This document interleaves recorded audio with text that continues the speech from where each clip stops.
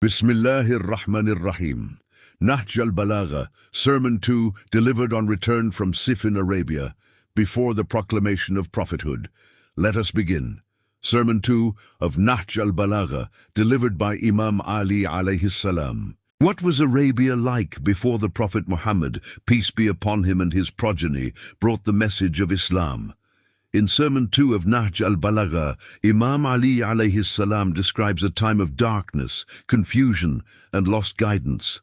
Let's begin. I praise Allah, seeking completion of His blessing, submitting to His glory, and expecting safety from committing His sins. I invoke His help, being in need of His sufficiency, of protection. He whom He guides does not get astray. He with whom He is hostile gets no protection. He whom He supports does not remain needy. Praise is most weighty of all that is weighed, and the most valuable of all that is treasured. I stand witness that there is no God but Allah the One. He has no like. My testimony has been tested in its frankness, and its essence is our belief. We shall cling to it forever till we live, and shall store it facing the tribulations that overtake us, because it is the foundation stone of belief, iman, and the first step towards good actions and divine pleasure. It is the means to keep Satan away. I also stand witness that Muhammad, peace be upon him and his progeny, is his slave and his prophet. Allah sent him with the illustrious religion, effective emblem, written book, effulgent light, sparkling gleam, and decisive injunction. In order to dispel doubts, present clear proofs, administer warning through signs, and to warn of punishments. At that time people had fallen in vices, whereby the rope of religion had been broken, the pillars of belief had been shaken, principles had been sacrileged, system had become topsy-turvy, openings were narrow, passage was dark, guidance was unknown, and darkness prevailed. Allah was being disobeyed, Satan was given support, and belief had been forsaken.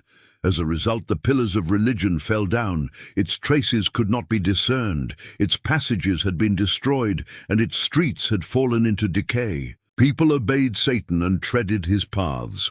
They sought water from his watering places. Through them, Satan's emblems got flying, and his standard was raised in vices, which trampled the people under their hoofs and treaded upon them with their feet. The vices stood on their toes in full stature, and the people immersed in them were strayed, perplexed, ignorant, and seduced, as though in a good house with bad neighbors. Instead of sleep they had wakefulness, and for antimony they had tears in the eyes.